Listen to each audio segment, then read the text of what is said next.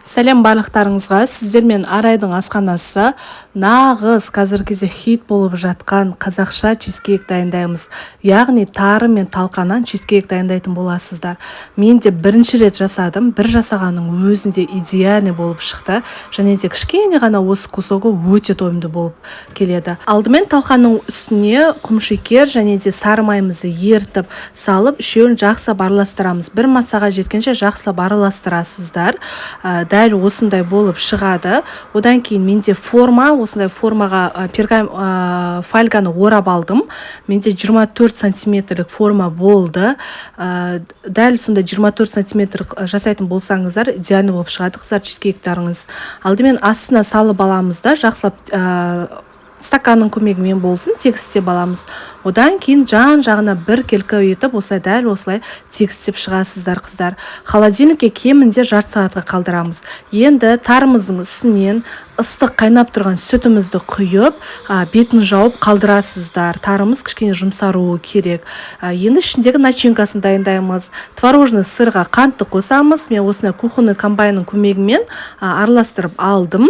Сіздер миксермен де араластырсаңыздар болады. Маған осы ыңғайлы болған соң осымен араластырдым. Қантымыз кішкене ерігенше араластырамыз да. Одан кейін жұмыртқамызды бір-біртіндеп қосасыздар қыздар. Менде жұмыртқа кішкентай болғандықтан 4 жұмыртқа қостым. Егер үлкен жұмыртқа болса 3 жұмыртқаның өзі жеткілікті.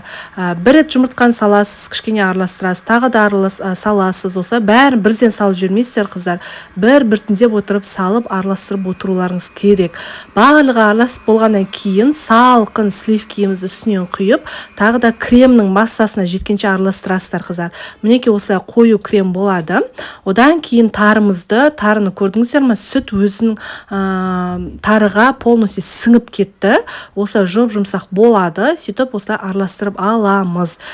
Бір массаға жеткеннен кейін кукурузный крахмалымыздан 2 ас қасық немесе 4 шай қасықтан қосып, астынан жоғарыға қарай араластырасыздар.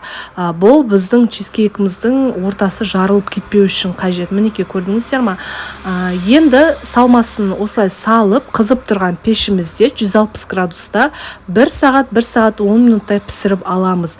Пештеріңіз қыздар міндетті түрде қызып тұруы керек. Пісіп шыққаннан кейін қыздар формасынан бірден алмаңыздар. Кемінде 3-4 сағат өткеннен кейін бірақ формасынан алып, бір күн холодильникке қойып, одан кейін барып кесесіздер. Себебі ішіндегі начинкасы полностью қатуы керек. Бөлме температурасында емес, холодильникте қатыратын боласыздар. Қазір мысалы туған күндерде торт жасамайды, осылай чизкейк жасайтын болсаңыздар, өте оңай жасалады. Ингредиенттері де қолжетімді болады. Ешқандай қиналмайсыздар. Мен осылай баламның туылған күніне жасадым. Өте тойымды болды. Үйде қонақтар болғандықтан барлығымызға жетті. Себебі бұның бір кусогының өзі өте тойымды қыздар.